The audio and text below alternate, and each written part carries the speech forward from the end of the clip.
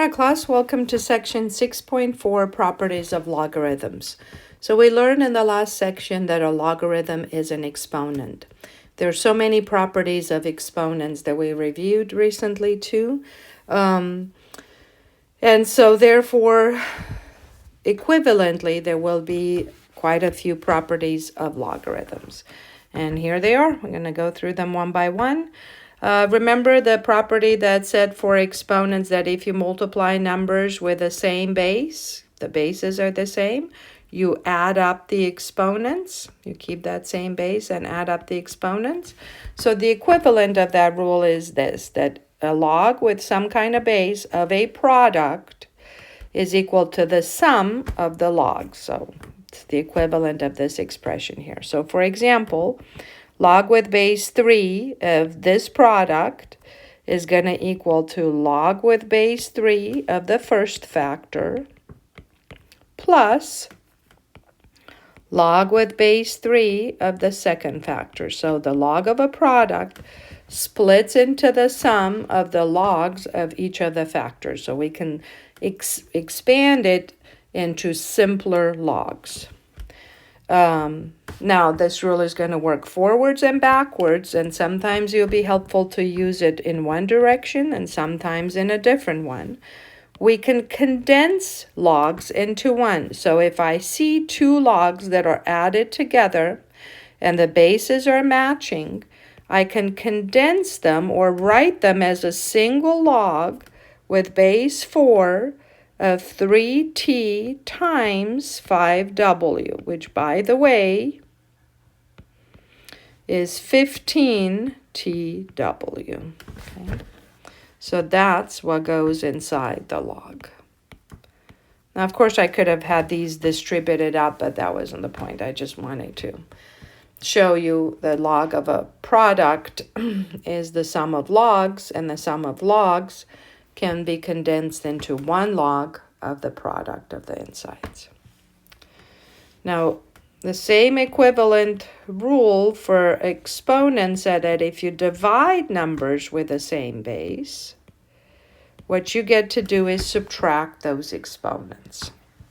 So the equivalent rule for logs is if you don't have a product but have a quotient inside the log, you get to split it into the difference between the log of the top minus the log of the bottom. So here you have it.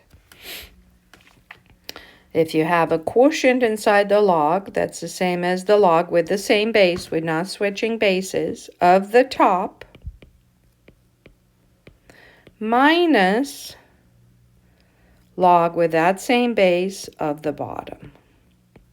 So the log of a quotient splits into the difference between the log of the numerator minus the log of the denominator. And again, the same way we can condense logs into a single log. So if I have a quotient between two logs, if I a quotient, a difference between two logs. So see, I have a log minus another one that condenses as one log of the whatever was inside the first one divided by whatever's inside the second one. So that's a log with base 3 of 14x divided by 2 is, by the way, 7x. Now, many textbooks and such are going to start writing parentheses inside everything that's around everything that's inside the log, just to be sure that you know how far the log stretches. Now, I don't necessarily need to put parentheses around a product because the 7x clearly go together. You can just get used to it all the time and make sure you keep putting those parentheses around just to be safe. But you absolutely have to have it if it's pluses or minuses, because if you're not going to write the parentheses around it, I'm only going to think the log belongs to 5y, and then there's a minus 7 that's subtracted from the log and not necessarily from 5y. So just to get used to it, it would be a good idea to put parentheses around what's inside a log. Okay, maybe not if it's just a number. So we've had things like log with base 2 of 8. Now you don't have to put parentheses around 8 because clearly that's what's inside the log. But there are textbooks that will put a parentheses around what's inside the log, regardless if it's just a number or a whole big thing. Okay. All right, so there's one more rule. And this rule here applies or comes from this rule of exponents, that if you have a number that's raised to an exponent to another one, what you get to do is you multiply those exponents. So here is the rule that says if inside the log you have a number that's raised to some kind of exponent, then that exponent comes up and it gets multiplied. It comes up as a factor. So this n comes up front as a factor and it gets multiplied to the log with base b of just m. So here it is. If whatever's inside your log has an exponent, that exponent comes up front and it gets multiplied to log with base 2 of x. Okay, and I can show you. This is simply based on the rule number 1. What is log with base 2 of x to the 5th? Well, an x to the 5th means an x times an x times an x 5 times, yes? Now, rule number 1 says that if you have a product inside the log, you get to split that up into the sum of the logs. And I know I'm writing a whole bunch of them, but fine, I picked 5, so now I have to write it 5 times, yes? So it's the log of the first factor plus the log of the second factor. And if there's more than 2 factors, well, you keep going, yes? All right, so as you see, this is now a repeated addition. How many of these repeated terms do I have? 5 of them. So that's exactly what we said, that 5 comes up at the front as a coefficient. So how do I put this back? It says to write it with a leading coefficient of 1. So in other words, take this coefficient and not have it as a 4. So make sure the coefficient's a 1. So in other words, you can put this exponent or this coefficient back up as an exponent of what's inside the log. Okay. So here are all the properties one more time at a glance. Log of a product is the sum of logs. Log of a quotient is the difference between logs. If you have an exponent inside, you throw it out as a coefficient. So again, these rules work forwards and backwards, of course. Okay. Now, here are 2 rules that come from the fact that an exponential and a log are inverses of each other as long as the bases are the same.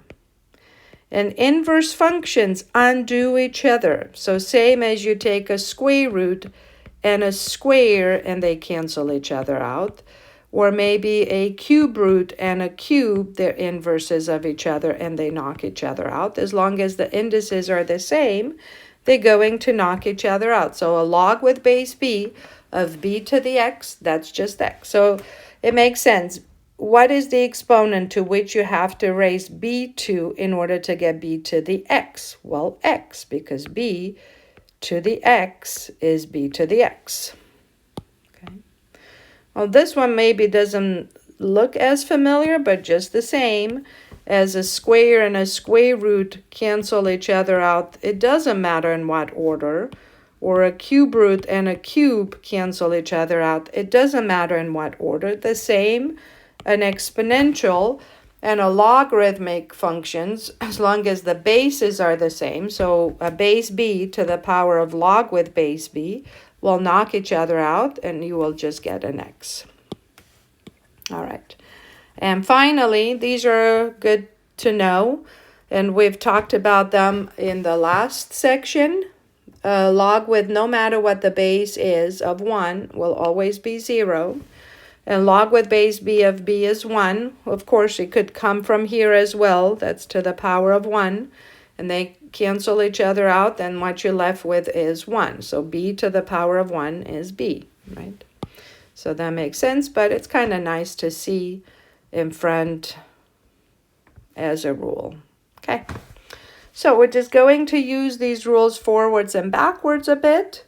The first thing, it says to expand. So use the rules to rewrite into simpler logs. So as I said, these rules are going to be helpful forwards and backwards. So of course, as we said, the log of a quotient turns into the difference between logs. That's it. There's nothing more you can do. Be sure to put parentheses around the x plus 7 and the x minus 1. And we'll do this again.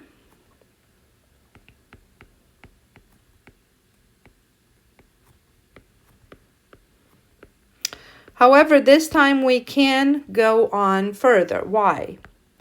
Because inside the first log, I have a product. And that product can be split into the log of the first factor plus the log of the second factor.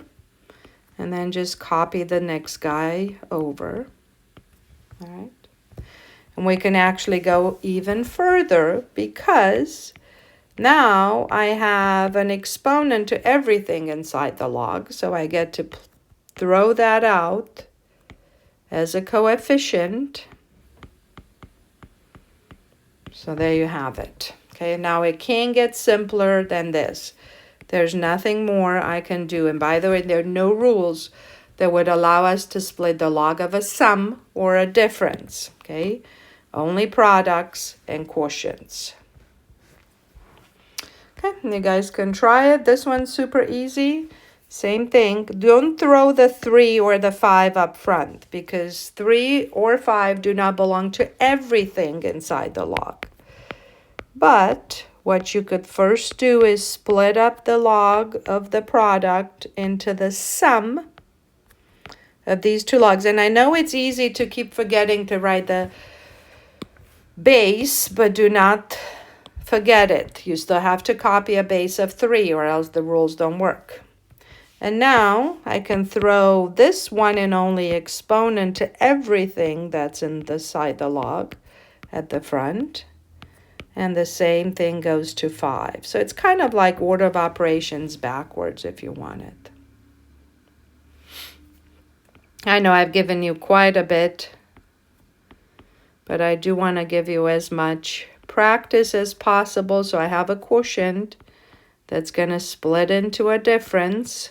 And you are very welcome to try some of these yourselves. And then check back and see if you got the right answer.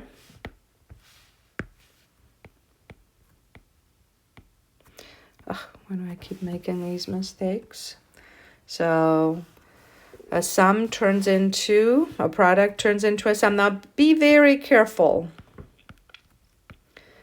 Because yes, a product turns into a sum. However, everything that follows has to be subtracted. So kind of like we're doing those long divisions and you have to subtract a whole bunch of things. So remember to group because you're going to have to distribute that negative.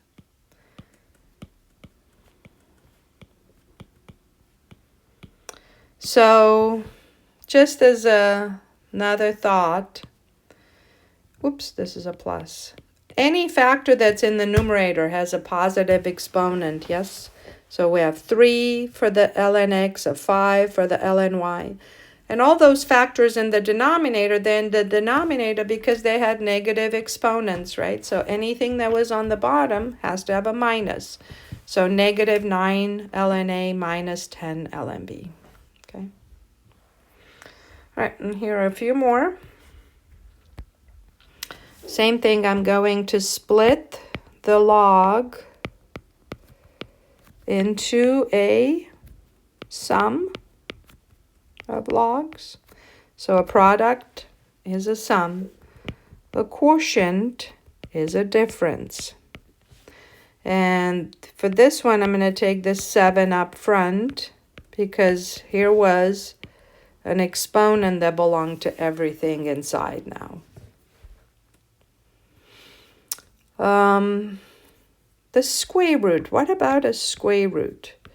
Well, a square root, if you remember, is a 1/2 exponent. So now the first thing I'm going to do before I split the product is I have to get rid of that exponent that belongs to everything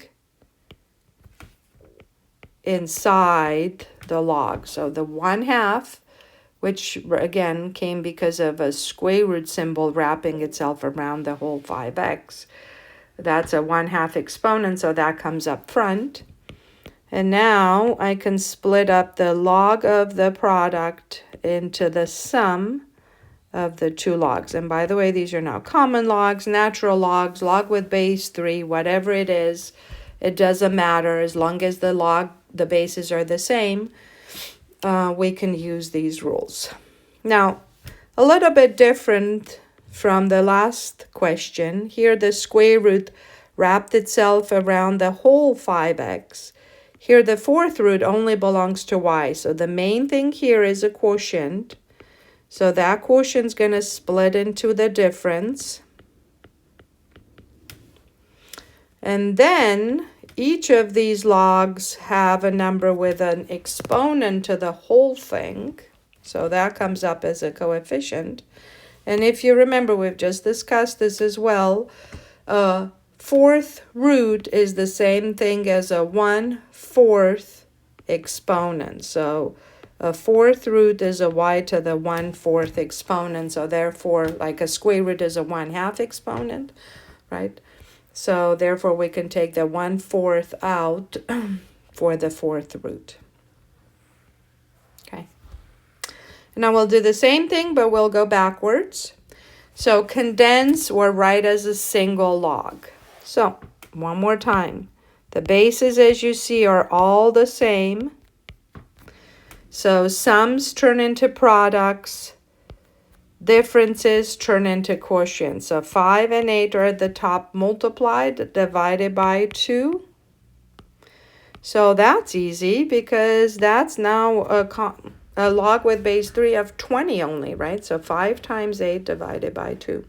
So instead of finding 3 logs, now we only need to find 1.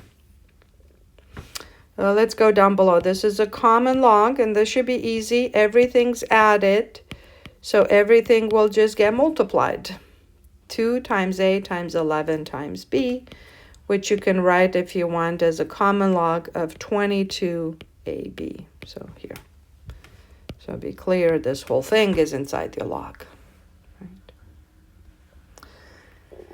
Now for these couple problems here, same as we drop this exponent as last, once it only belongs to the whole inside, I drop the exponent in the front as a coefficient.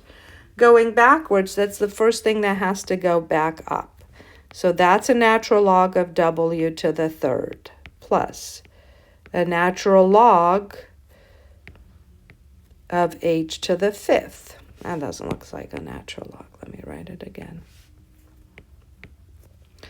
Minus a natural log of 3h to the second.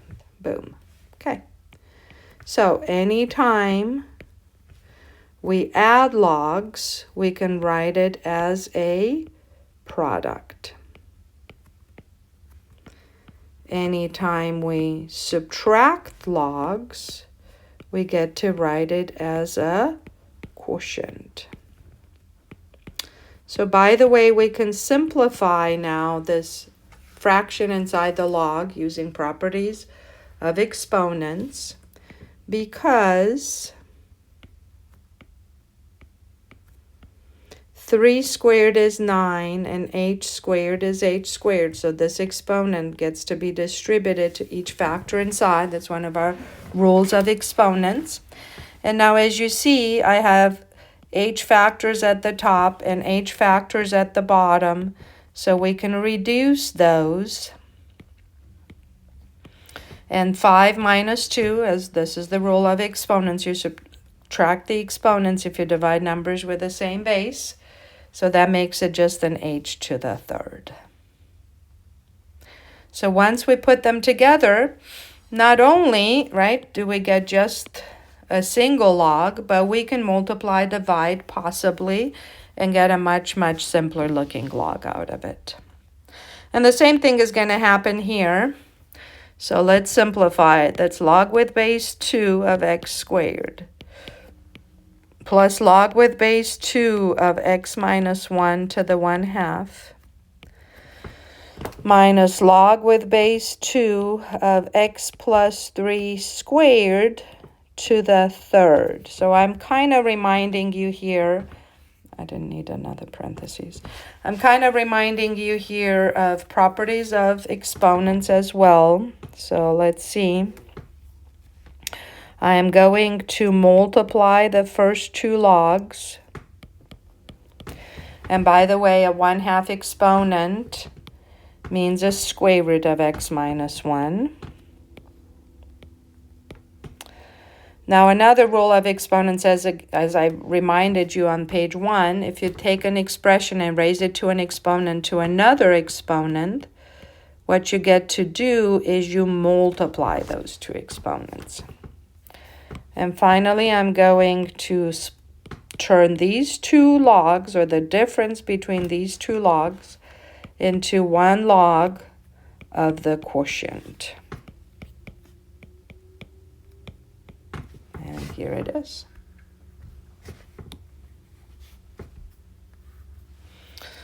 Okay, so these two rules here apply to the rules. We haven't practiced them much on inverses of exponential versus logs. So remember what I said. As long as a base and a log, an exponential and a log have the same base, they cancel each other out. Now this log with base 3 doesn't quite look the same, but 9 is 3 squared. And so let me write it again. Remember what I said, that if you have a number that's raised to an exponent to another one, you get to multiply the exponents. And then these look exactly the same, and then your answer is just 2x. So again, playing with logs forwards and backwards, trying to get used to them in the sense of exponents as well, because a log is just the inverse of an exponential expression. And that's it.